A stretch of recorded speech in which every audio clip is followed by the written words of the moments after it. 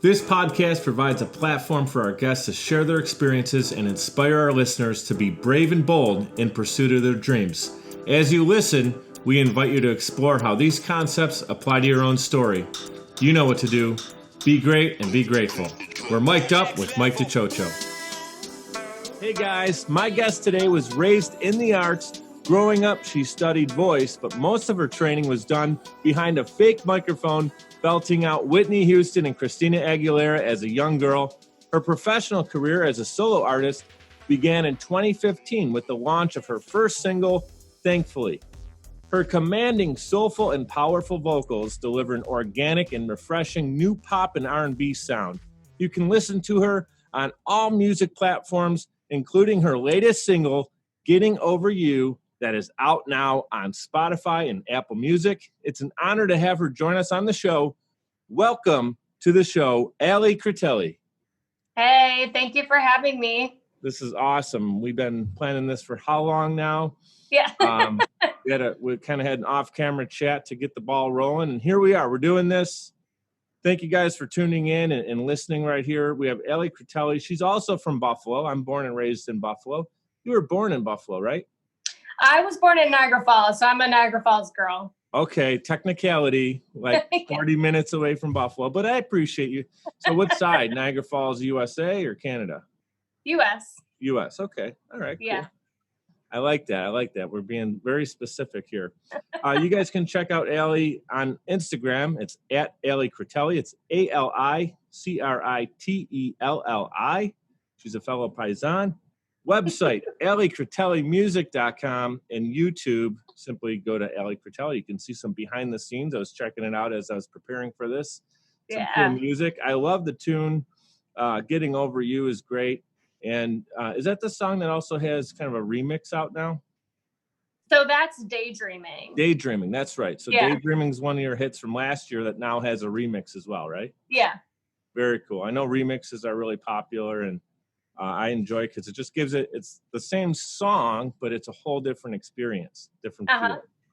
So here's what I want to let everybody know, right? So you grew up in a musical family. I kind of teased that a little bit in the intro, which is pretty cool. Your dad was an opera singer and also a music teacher, right? Your mom played the accordion. Your brother was a guitarist, or I should say he plays guitar and the keys. Did you guys just get the family band together ever? More so it was my parents like forcing my brother and I to perform at the piano for family during holidays. So yeah. So like when family were over, they'd showcase you all the time? Yeah, they're like, sing that song from Les Mis. I'm like, I don't grandma's heard that 20 times. Yeah. But did you guys actually ever get together and everyone hopped on a different instrument? Maybe you were singing, your brother was on keys, mom was on the accordion? Not really, like yes and no. Sometimes my brother would hop on the guitar and we'd do some writing or just, fooling around, but not too often. Did we do that? Yeah. I want to say too, and I'm going to add some of your music in here. We'll talk and see exactly what songs you want to showcase here. But you have an incredible voice. That's the first thing. Thank you. You were actually referred to me, you're welcome, by a mutual friend. We got to give respect out to Christina Dene from Breaker Box and Big Head Tunes, who's on my show, one of our earlier episodes. And she just rattled off a couple people for me to keep my eye on. And I did. Took her advice, followed your content on Instagram. And then I just heard you sing. I mean, there's a song you were doing with an acoustic guitar and it was kind of like really stripped down. And that's when you can, to me, really see someone's talent, when all the orchestration is kind of taken away, the overproduction is taken away. You and I both admire the 90s, kind of the raw 90s, early grunge and stuff like that we were talking about. And I just love the fact that you have a voice that does really well with simply an acoustic guitar. Something something that just has a brilliance in the corner of a coffee house, that kind of thing. And so I mean that as the greatest compliment I can give you. You have a special I appreciate that. When did you discover that, though? Was there a moment you remember? Was it in school when everyone was trying out to be in chorus and you just seemed to be further ahead than your friends? What was that moment that you said, hey, I got something here? I don't really know. I think maybe just kind of being told my whole life that I had a good voice, but I do have a fun story. I love fun stories. Bring it on. Yeah. When I was a kid, I had a solo silent night for a Christmas concert at school, or at our church, I guess. And I went up there, and I was probably in like 2nd or 3rd grade with the microphone, and the church was like dimly lit, and I'm in front of all these people, and I sang the entire song and the microphone was off. And then my teacher or someone came up to me. Nobody like gave you some kind of hint, and you probably didn't want to really make eye contact. No, I have a similar story I'll share after, but yeah. So you finished the song, and then what? What's the reaction? Well, and then I had to sing it again with the microphone on, and then everyone's like clapping, and I was like, oh, okay, maybe that was pretty good. I don't know. And then over the years, I just got asked to do more and more solos at school and stuff, and that's kind of how I started. So I guess that's, I don't know, when I felt like, okay, like I have a talent, I guess. What grade were you in? That was probably 2nd or 3rd grade. Yeah. Man, so how old are you there? Like, I'm terrible with that. Like maybe 8, maybe. I was gonna say 7, 8 years old. Yeah. Yeah, I think that's when you start to kind of come into your own. Music really starts in 4th grade. I feel typically, at least in public schools, 4th grade is when you start to take an instrument. I think that's when I was in chorus a little bit too, kind of just hanging with my friends. But I actually started a year later on the drums. I started in 5th grade, and it was only because I submitted the paperwork. And it's funny because I'm not surprised. I submitted the paperwork late for playing an instrument, and they're like, yeah, we'll get you in the fall. And so that whole year I just played at home and practiced my drums at home. My quick follow-up story to you singing with the microphone off was I did this talent show, maybe 5th grade talent show, where I was doing a magic trick. And it was a Vincent van Gogh painting that I was putting in, and it was small. So I don't even know how people saw it. I was holding it up, and you put it in this case and it disappears, right? And then when I made it reappear, I was looking at it so I could see it. And I didn't even think in my head, like, if I can see it, then that means they're seeing a white back of this picture. So I made it reappear, but I think everyone just thought he made it disappear and turn white. And here I am, like, I made it reappear. And people were like, so what was the deal with your trick? I'm like, you didn't see the painting, did you? And then I realized what I had done. So we had. I don't have a future in magic, I guess. Sorry. No, as you can see, that never really took off. But you, on the other hand, the mic turned on and your career turned on from that moment, right? I guess so, yeah. What I want you to do is share your experience. You had a really cool opportunity to be on The Voice, famous show, right? NBC, I believe it is, The Voice. And so you get to audition for that, right? And maybe it doesn't end the way that you wanted to, right? To kind of get a little bit more time in the lights. But tell us what you learned from that experience, because there's people tuning into the show. Maybe singing and songwriting is not where they're looking to go. They're looking for greatness in their own. It could be entrepreneurship, business. It could be anything, right? It could be an athlete. So whatever that might be, they're looking for greatness there, as you were, and you were looking for the voice to be something that's going to propel you. Doesn't necessarily go as maybe the end result you're looking for, but you learn from it. So tell us about that. So I think a couple things, but the takeaway from that was the experience of auditioning professionally, which I had done in the past for off-Broadway stuff and like colleges, but it's different with television because really it's a game show. So they're looking for specific things. They have specific questions, ways of doing things. So I loved the experience of that, like learning how to just prepare yourself, and like you are on your own and you are your own responsibility, and you have to like go through with practicing and, you know, creating this image for yourself. And so all that was good, but just the simple takeaway of saying yes to opportunities and seeing where it takes you. If you're constantly closed off and saying no to things, or you're afraid to try something or put yourself out there, then I don't believe that you're going to receive anything ever. So right. You're getting yourself out there. You're getting yourself out there and prepared. Did they give you any kind of coaching or like maybe like the producer told you, okay, so these are some of the things we're looking for? Did they give any guidance to you before you went on the show? A little bit, in the sense that you sort of work with the musical director, and they might help guide you on where they feel your sound is needed. So, like, for example, my final audition songs were Kelly Clarkson, Natasha Bedingfield, like bigger pop songs. So I guess in that sense, they help you a little bit, but you're kind of like on your own, which is fine.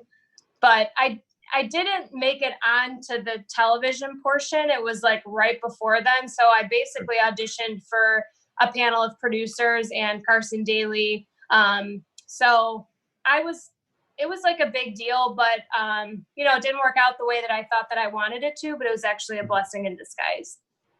Yeah, I agree. And I'm not a huge fan of those shows. I've been documented that I said that. I think I had that conversation with Ryan Doyle, the Doyle brothers, and Rhino that was on. He was on the X Factor. Same thing. Yeah. They had the experience. I think they actually got some TV time, but at the end of the day, they didn't win, but they didn't let that define them. The fact that they didn't move on there, they just learned from the different things that was like the feedback that they got from it, and then they took it and ran with it, and they continued to excel. And I know you did the same thing. Yeah. You just learn to be better. Right. You can always take something, whether it's a devastating moment in life, right? It could be on a show like The Voice, literally, in your music career. It could be a job opportunity that didn't work out. It could be a pandemic. And you have the opportunity, anyone who's listening right now, you have the opportunity on what you do next, right? So how you react to that situation. And you can either let it define you or devastate you, or you can learn from it and then figure out how to apply the lesson learned. And now all of a sudden you're greater for it. So what some people can look at as a hardship, of course, it could be a hardship, or it most likely was, but now when you're better off for it, it actually is making you stronger in the long run. And I can tell that's your mindset. That totally is the mindset that you need to have right there. So what I want you to do is tell us a little bit. So anyone in the audience who may be interested, maybe they have children or they are younger, looking to get into singing, what do you feel is like the first step to gain that self-confidence as a singer, performer, maybe even a songwriter? What can you tell us to help us out if we're looking to?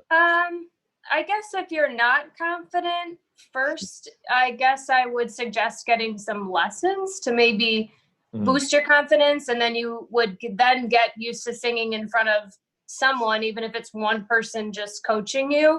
And then kind of going from there, maybe trying to like meet up with other artists and singers and bounce off ideas. And you just firstly have to be comfortable with yourself and confident before you can perform in front of other people.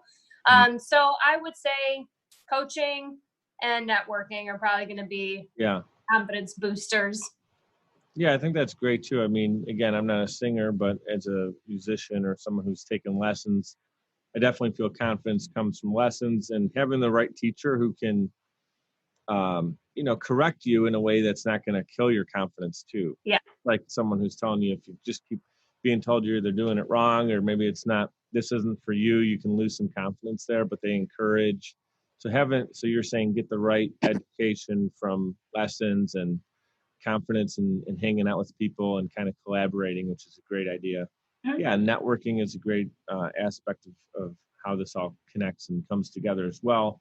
So now someone's moving along, or you're aspiring in your music career to get to the highest level, and that means different things. Not everybody needs to be in the Rock and Roll Hall of Fame to feel like they made it, or have even a record that's on Spotify, right? Maybe someone's literally happy playing at the local coffee shop on Thursday nights.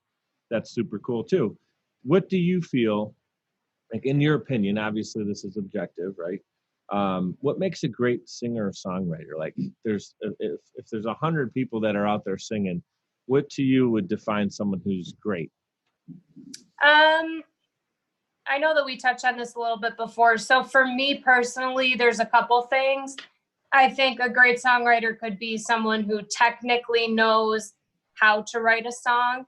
But also the kind of music that I gravitate towards mostly And a lot of time it's not even what's popular, is good writers who write authentic content and who are honest with their writing, who aren't always overproduced in the studio.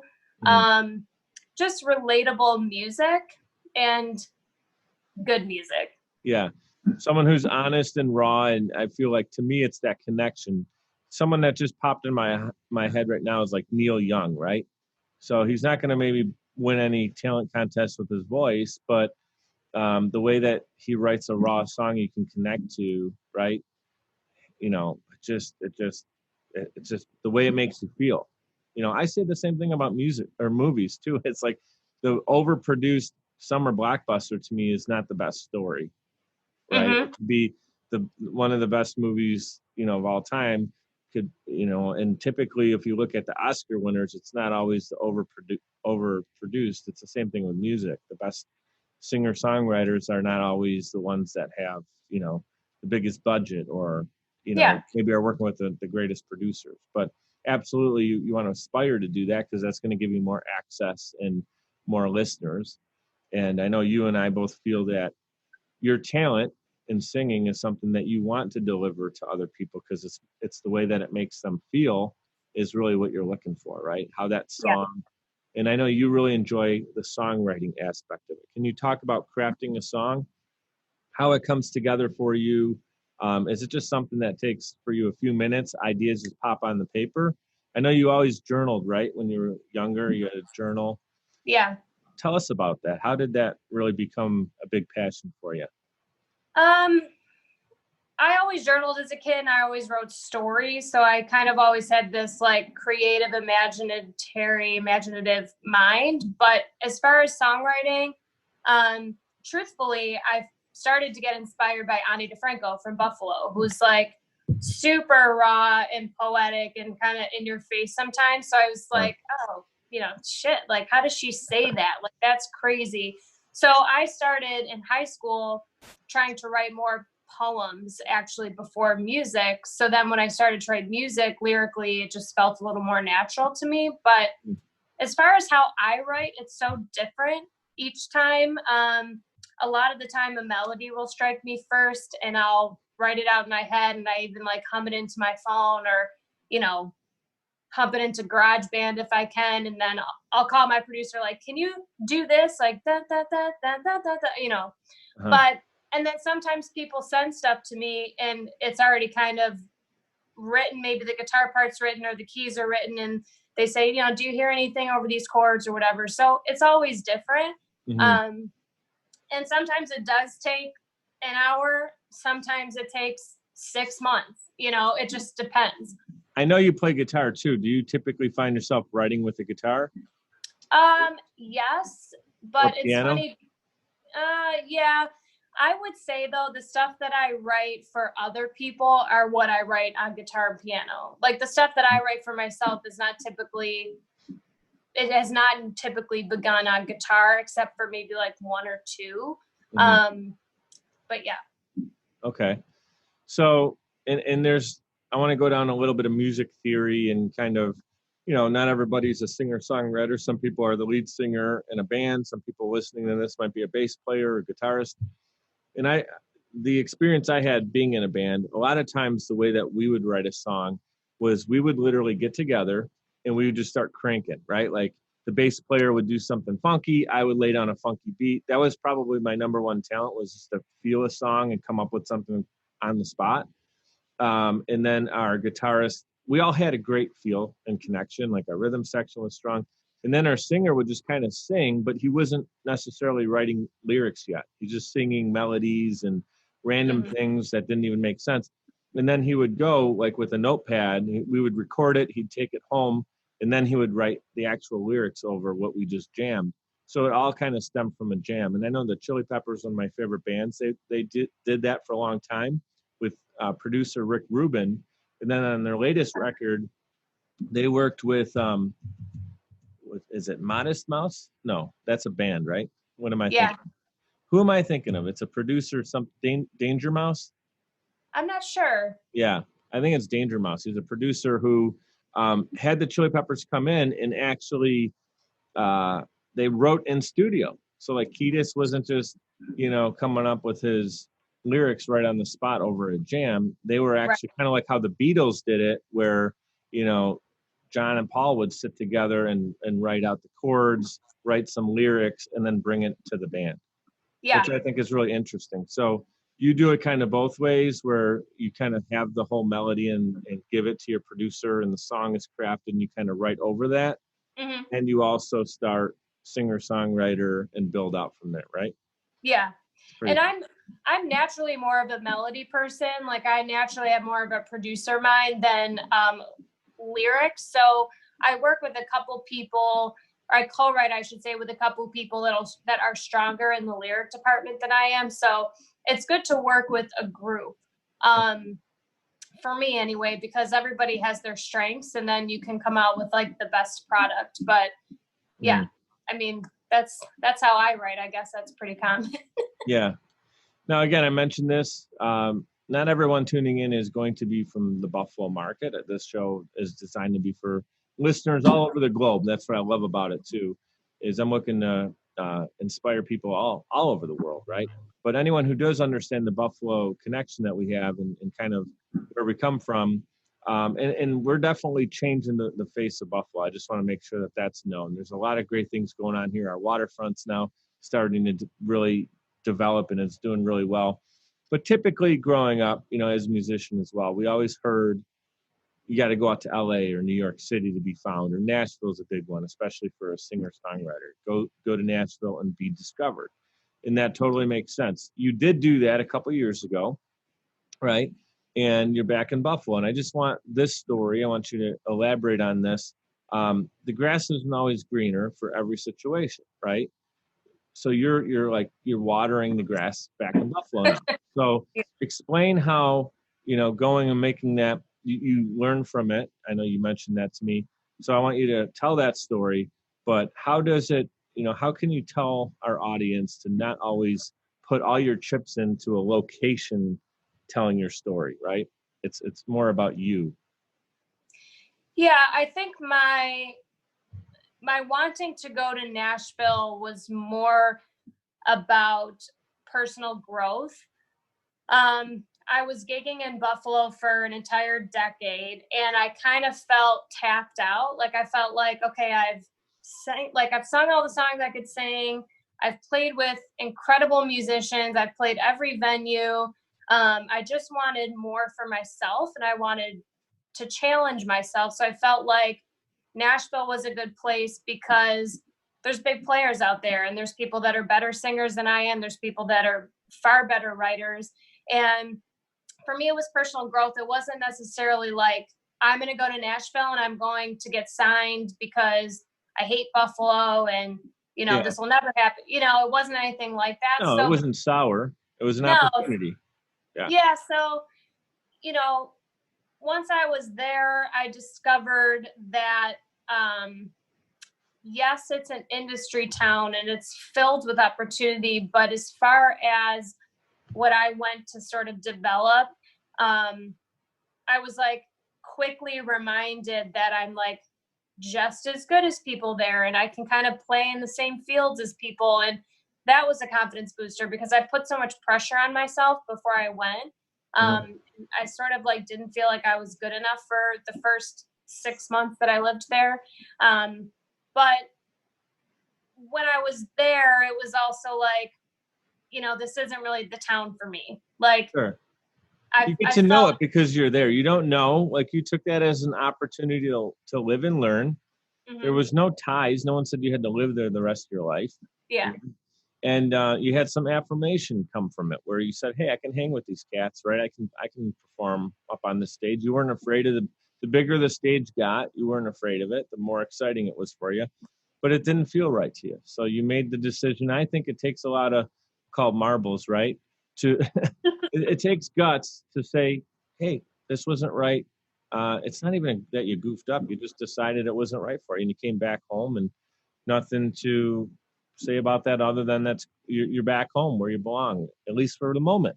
Who says? Yeah. I mean, you could be in LA next year, slicing another EP with the biggest producer. Like no one knows where, right? God Like willing. you're not tied here, but you feel good here, right? You're not afraid of. Yeah, and I do love Nashville. Like I met a lot of people there, and I worked with a lot of cool people, and I still have those ties. I'm still writing with people in Nashville on FaceTime, Zoom. So, the connection is still there. I just felt like living there wasn't really my cup of tea. So to be able to still work sort of for Nashville is cool.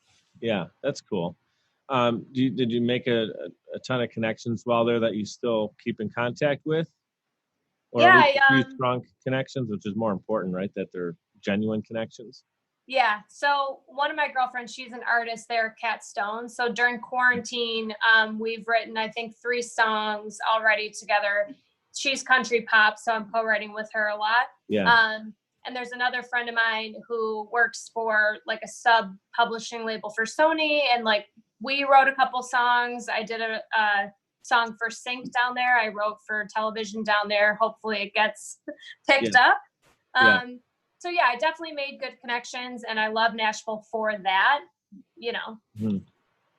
I love that. Yeah, I mean, that's what it's about. You would have never met a good friend of yours doing some music, recording some new opportunity with Sony involved, right, in the project. So the first thing I could tell from tuning into your content and now talking to you on a deeper level here is that you absolutely love music.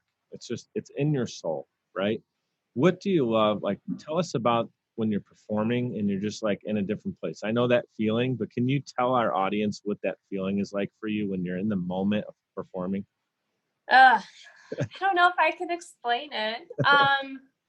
It's interesting because I've performed for so many years. I performed, for musical theater, and I've fronted bands for years. But I know the feeling you're talking about, and like I really didn't. It's a different kind of feeling when you're singing your own songs.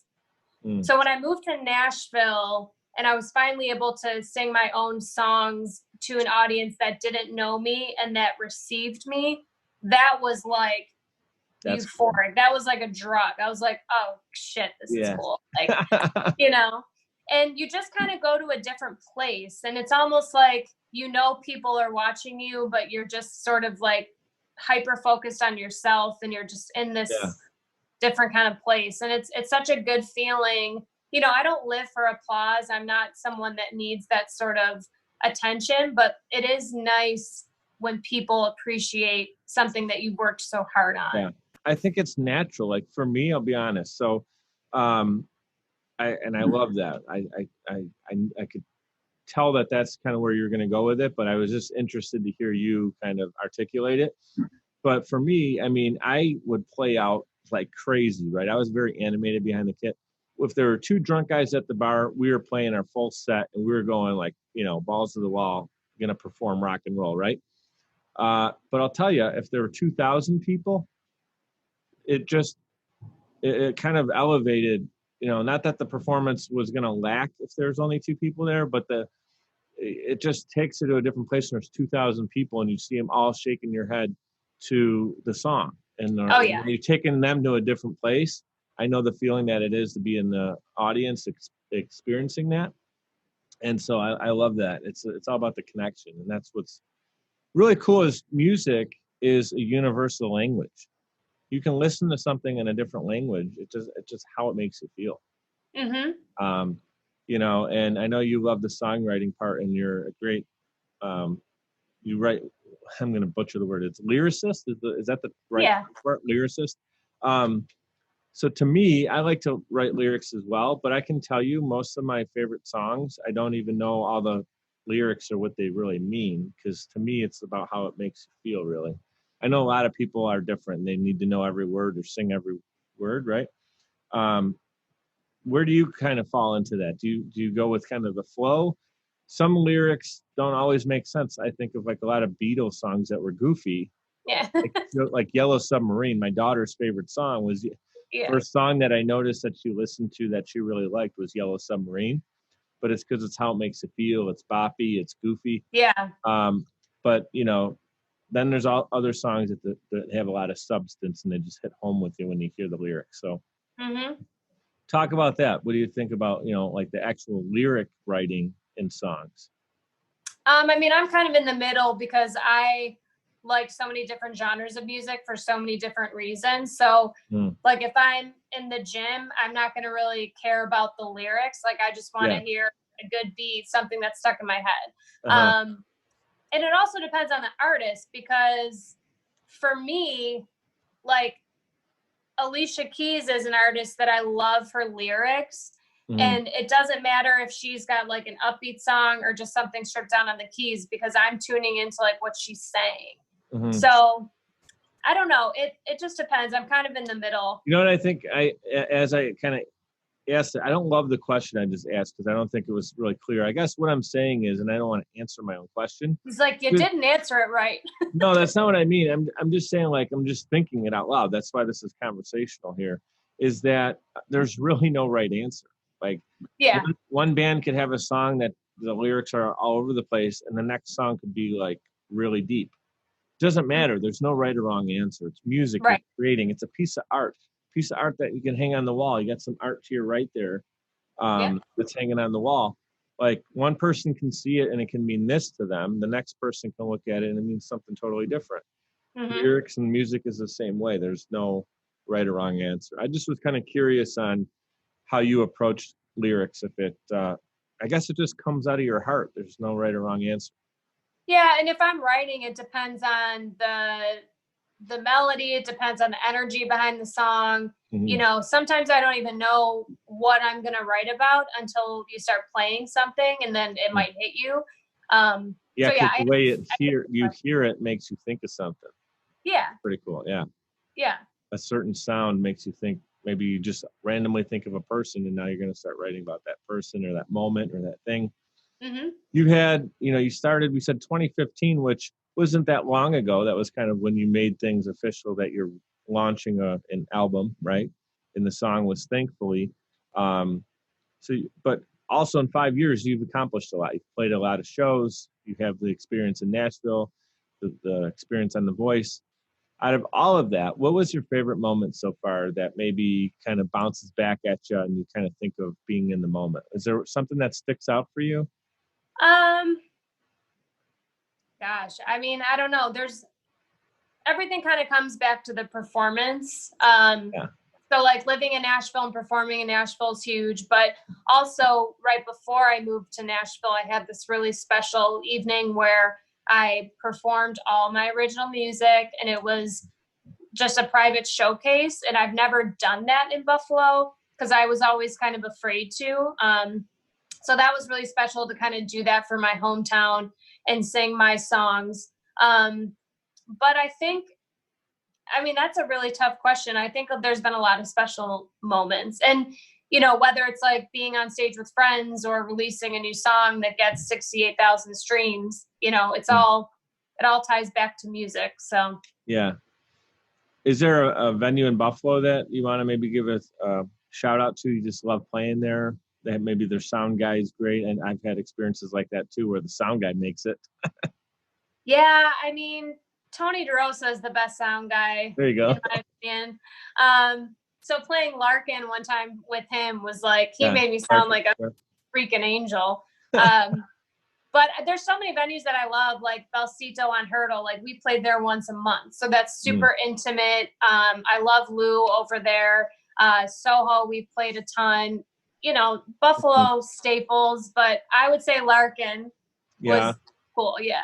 Yeah, it's kind of, as we're recording this, it's in quarantine. I'm guessing that's been shut down, right? I think a couple of weeks ago, it was unfortunate. It looked like there was an outdoor venue. I saw a couple of my friends actually had gear set up, and then they got a report that everything had to be canceled.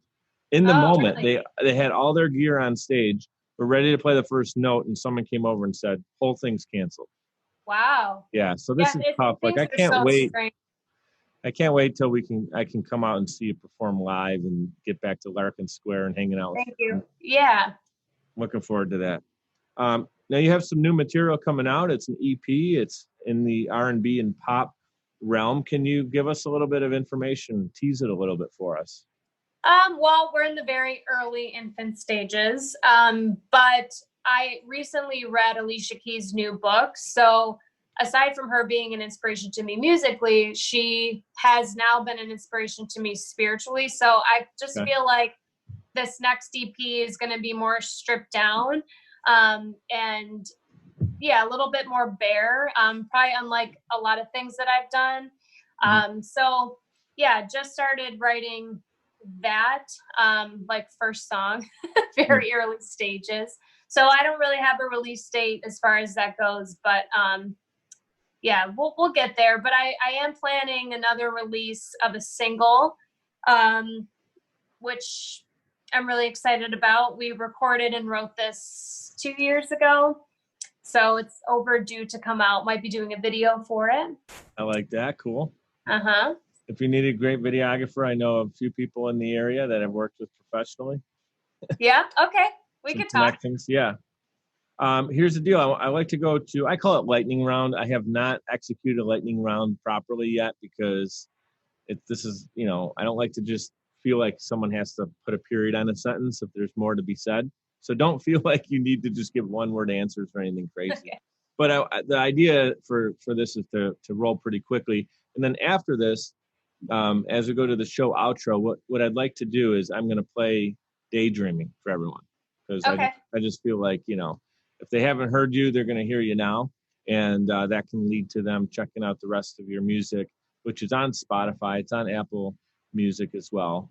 And then again, I want to make sure that people can get, check you out. So it's at Ali Critelli, which is again on Instagram, AliCritelli.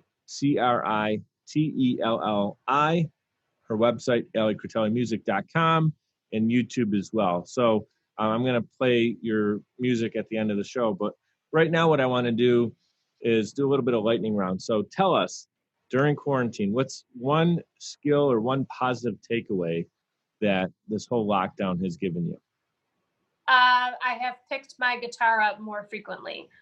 Awesome. I love that.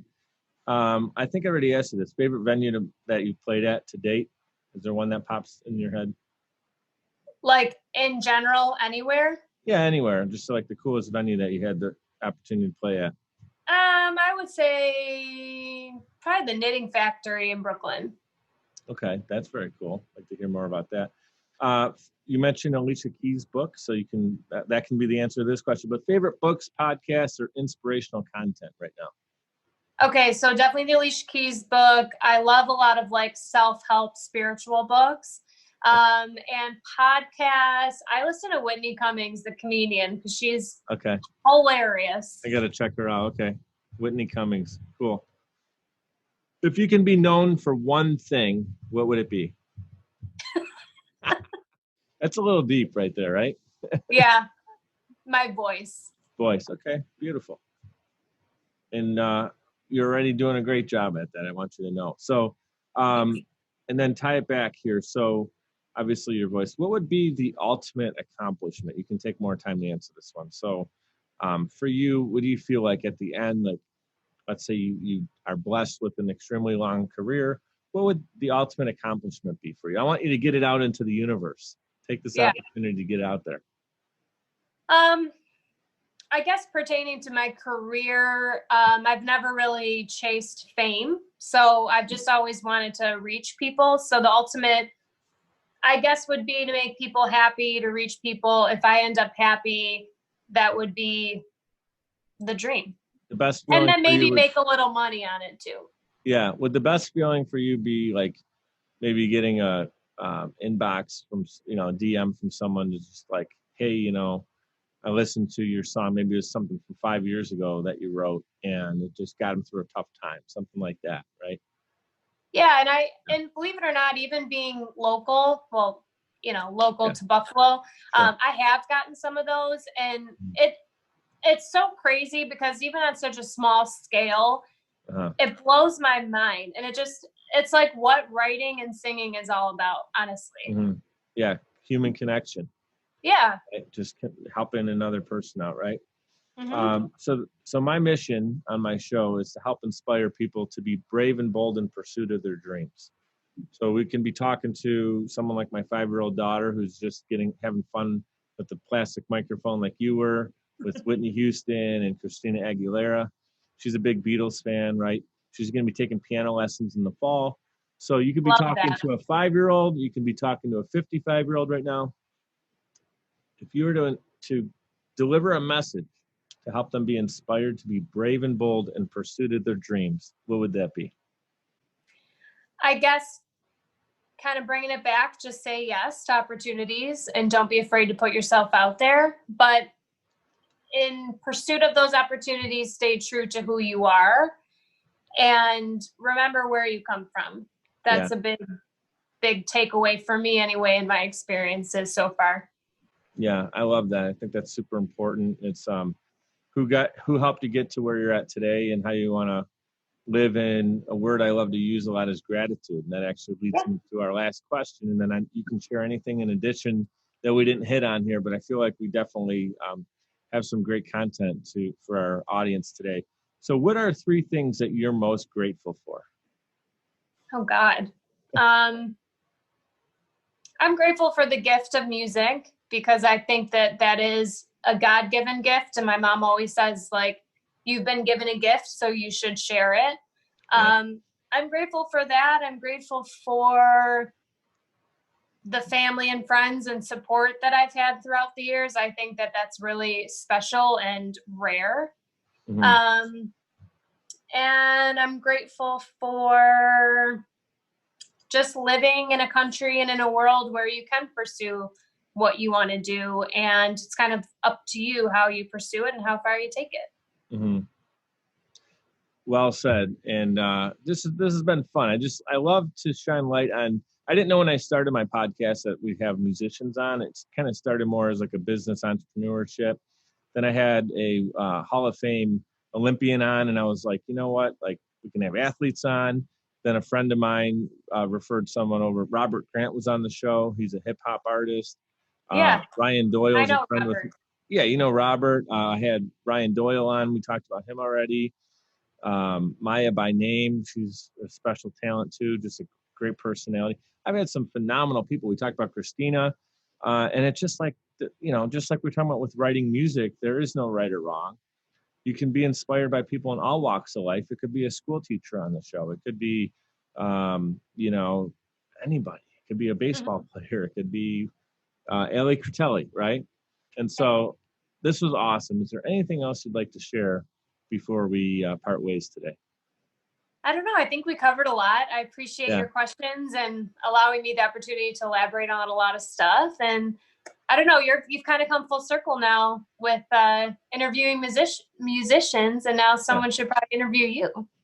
I did have the opportunity to be on a couple shows, but I definitely want to get behind the drum kit sometime. And I'll tell you, once we're able to perform locally again and get up on stage, I mean, I'm more hungry now because of like the fact that it was kind of taken away, right? Right. And so I kind of am reminded not to take it for granted that, look, just going and playing a simple show is something that's a special moment. You can do it. You physically can do it. You got the ability to do it. So go and do it. Don't make an excuse. Busy isn't an excuse. For years, that was kind of my thing. I had business going on and my daughter was born. It's busy this, busy that. And it's like, dude, make time for it, right? So that goes for anybody. Whatever you want to put energy into, you spend more time in it, more energy in it, and it's going to become greater over time. So this was a ton of fun. I'm going to be following you closely to see when your new music is released. Right now, anything you want to say about daydreaming? Daydreaming kind of came about in the basement of a friend of mine, and we kind of like took it to my producer, and I don't know, it just kind of like, daydreaming was a fun one to write because it was sort of my new step into this like genre. A lot of jazz is incorporated in that song, and then obviously we made it a remix. So it's it's a fun song. I'm going to play the original so people can hear the original song. Yeah. And then if they love it, which they will, then they can go to YouTube and check out the remix. It's also on Spotify, right? The remix? Oh, yeah. Yeah, anywhere that the original is, you can find the remix. So here's Daydreaming by Ellie Critelli. Thank you so much for being here today. Thank you for having me, Mike. When I close my eyes, I see you smile. You're always with me. You're running wild. You are in my bones. You are in my blood. You're flowing free. Oh, you got me good. Under your spell, I'll always be. One look in your eyes, and I'm weak in the knees. You have my heart. You did from the start. Just keep me close. Don't let me go. Don't let me go. All I need is your love. I want you near me. Come on, kiss me. Come on, kiss me. That's it, baby. It's more than dizzy love. I want you near me. Come on, kiss me. Come on, kiss me. That's it, baby. That's it, baby. That's it, baby. I wanna drink from your lips, dive into your skin. You're the yin to my yang, rhythm to my swing. I'm all in my feelings. Oh, you got me daydreaming. I'm smiling and feeling. Oh, the one that I'm needing. You have my heart. Oh, you did from the start. Just keep me close. Don't let me go. Don't let me go. All I need is your love. It's all I need, yeah. I want you near me. Come on, kiss me. Come on, kiss me. That's it, baby. It's more than dizzy love. It's enough. I want you near me. Come on, kiss me. Come on, kiss me. That's it, baby. All I need is your love. It's all I need. I want you near me. Come on, kiss me. Come on, kiss me. That's it, baby. It's more than dizzy love. It's enough. I want you near me. Come on, kiss me. Come on, kiss me. That's it, baby. Daydreaming. You got me. You got me. You got me. Daydreaming. Daydreaming. You got me. You got me. You got me. I love you guys and thank you so much for tuning in. Check out more show notes and information on each episode at MikedUpPodcast.com, MikedUpPodcast.com. We're powered by Social Chameleon. You guys know what to do. Be great and be grateful.